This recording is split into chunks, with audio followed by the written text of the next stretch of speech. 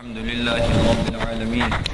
والصلاة والسلام على محمد وآله الطيبين الطاهرين المعصومين واللعنة الدائمة الأبدية على أعدائهم أجمعين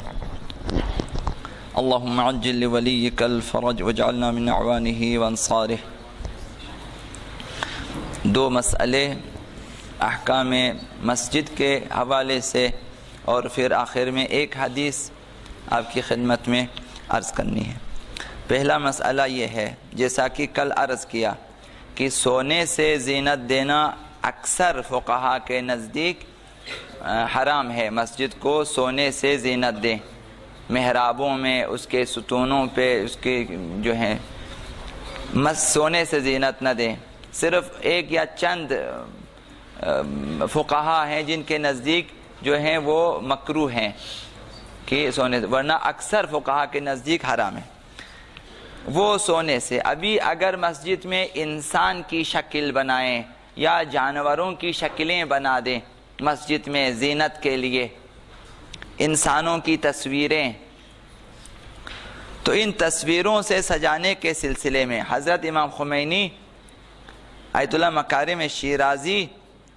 آیت اللہ فاضل لنکرانی، آیت اللہ وحید خراسانی، ان چاروں کا فتویٰ یہ ہے کہ بنا بر احتیاط واجب جائز نہیں ہے مسجدوں میں انسانوں کی تصویریں سجانا اور جانوروں کی تصویریں سجانا جائز نہیں ہے. آیت اللہ مظاہری کے نزدیک مکروہ ہے، حرام نہیں ہے. آیت اللہ سستانی، آیت اللہ خوی، آیت اللہ جواد تبریزی اور آیت اللہ زنجانی،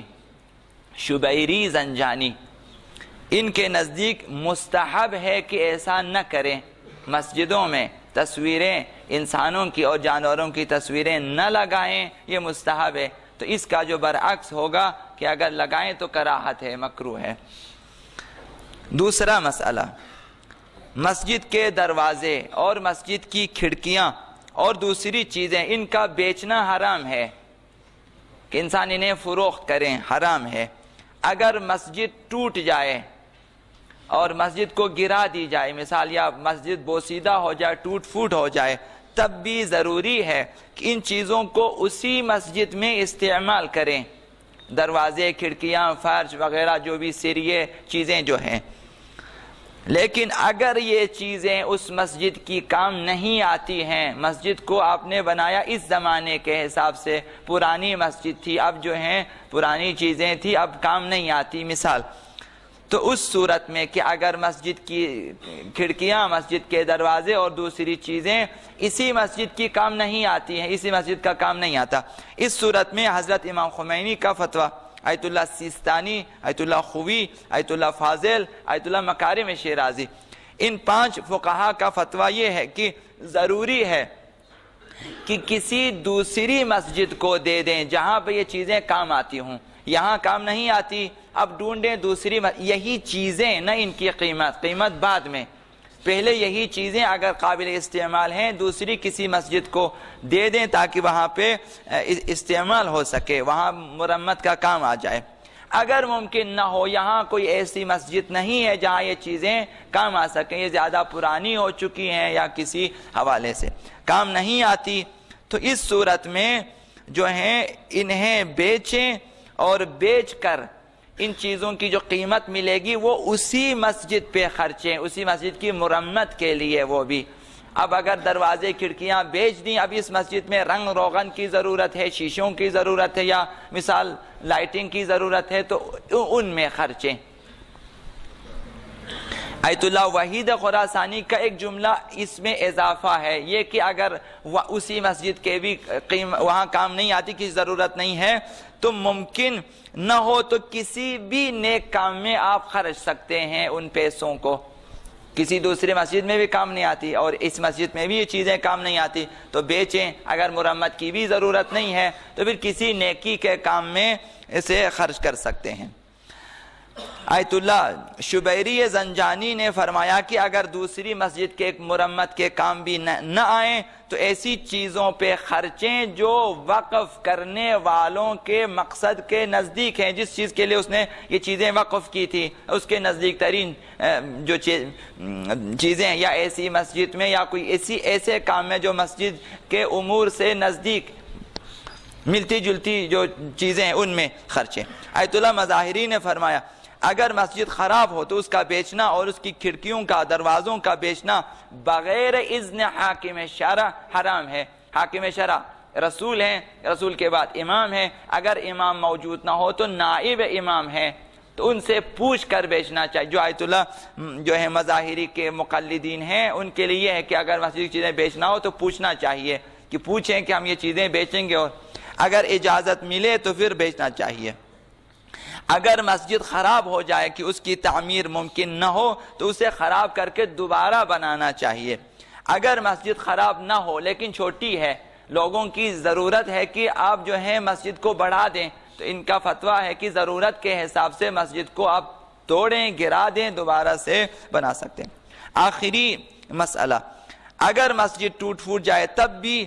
نہ اسے بیچا جا سکتا ہے نہ ہی ملکیت اور کسی سڑک میں، مسجد کی زمین کو آپ کسی کی اور جگہ استعمال نہیں کر سکتے۔ صرف آیت اللہ نوری احمدانی کا فتویٰ یہ ہے کہ اگر ولی فقیہ یعنی ولی امر مسلمین کسی بہتر مصلحت کی خاطر اگر وہ کہیں کہ اس مسجد کو یہاں سے اس زمین کو جو ہے ختم کر دیں، کسی اور چیز میں شامل کر دیں، اس کی جگہ کہیں دوسری جگہ لیں، ان کی اجازت سے کسی مسجد کو دوسری چیز میں آپ تبدیل کر سکتے ہیں، سڑک میں یا کسی اور ادارے میں یا کسی اور۔ اگر ان کی اجازت نہ ہو تو مسجد کی زمین کو کسی اور چیز میں جو ہے ہم کنورٹ نہیں کر سکتے، تبدیل نہیں کر سکتے۔ ایک حدیث آپ کی خدمت میں عرض کرنی آداب مسجد کے حوالے سے۔ مسجد کے آداب میں ایک ادب یہ ہے کہ مسجد میں آواز بلند، مسجد سے جلدی باہر نہ جائیں۔ جو لوگ آتے ہیں 2 رکعت نماز پر جلدی جانے کی کوشش نہ کریں۔ مسجد میں بعض لوگوں کو تھوڑی سی تنگی محسوس ہوتی ہے، وہ بھی شاید شیطانی وسوسے ہیں کہ انسان کو مسجد میں رہنے نہ دیں، ایک تنگی میں، لہٰذا وہ جلدی باہر، تو مسجد سے جلدی باہر نکلنا مکروہ ہے۔ ممکن ہو مسجد میں دیر تک بیٹھنا چاہیے، اگر کام نہ ہو، اگر کوئی خاص جو ہے مشکل نہ ہو اور کوئی خاص عذر نہ ہو تو مسجد میں بیٹھیں کچھ دیر تک۔ تو اس سلسلے میں ایک حدیث ہے، پیغمبر خدا صلی اللہ علیہ وآلہ وسلم نے ارشاد فرمایا کہ 20 خصلہ تورث الفقر، 20 خصلتیں، 20 صفات، 20 کام ایسے ہیں جن کی وجہ سے انسان میں جو ہے انسان کے لیے فقر و تنگ دستی آ جاتی ہے۔ 20 قسم کے امور اگر انجام دیں، یہ امور سبب بنتے ہیں فقر اور تنگ دستی کے۔ ان میں سے ایک یہی ہے کہ تعجیل الخروج من المسجد، ایک یہ کہ انسان جلدی سے مسجد سے نکل جائے، آئیں اور جلدی نکل جائیں۔ مسجد سے جلدی نکلنا انسان کے لیے فقر اور تنگ دستی کا سبب ہے۔ تو یہ جو 20 چیزیں عرض کی ان میں ایک چیز یہی ہے۔ اب باقی چیزیں میں فہرست عرض کروں گا تاکہ باقی چیزیں جو 20 چیزیں پیغمبر اسلام نے بیان کی ہیں جو فقر و تنگ دستی کی سبب بنتی ہیں، ان میں یہ کہ پہلی چیز بستر سے عریان اٹھے اور باتھ روم جائے۔ کچھ لوگ شاید عریان سوتے ہیں اور وہ وہاں سے نکلیں، یا پھر کوئی اور مصلحت ہے کہ وہ کپڑے پہنے وہاں پھر اتاریں پھر پہنے کہا کہ عریان جائیں۔ یہ فقر و تنگ دستی کا سبب ہے کہ باتھ روم عریان نہ جائیں، رات کو سوئیں صبح اٹھیں اور عریان باتھ روم جائیں۔ دوسری چیز یہ ہے کہ حالت جنابت میں کھائیں، کہ ابھی انسان جنوب ہے، غسل جنابت انجام نہیں دیا تو کھانا پینا مکروہ ہے، مگر یہ کہ انسان وضو کریں، یا پھر وضو اگر نہیں وضو کے بدلے تیمم کریں، پھر کھانا پینا اس کے لیے مکروہ نہیں ہے۔ اور آیت اللہ سیستانی کا فتویٰ یہ بھی ہے کہ اگر وضو نہیں کر سکتا کم از کم منہ ہاتھ دھو لیں، تب بھی کراہت کم ہو جاتی ہے۔ تو جنابت کی حالت میں کھانے سے انسان تنگ دست اور فقیر ہو جاتا ہے، فقر و تنگ دستی، اب جتنی قسم کی تنگ دستی ہے اور فقر ہے وہ آ جاتی ہے انسان پہ۔ تیسری چیز یہ کہ کھانا کھاتے وقت ہاتھوں کا نہ دھونا، کہ انسان کھانا کھائیں بغیر ہاتھ دھوئے، کھانا کھانے سے فقر و تنگ دستی آ جاتی ہے۔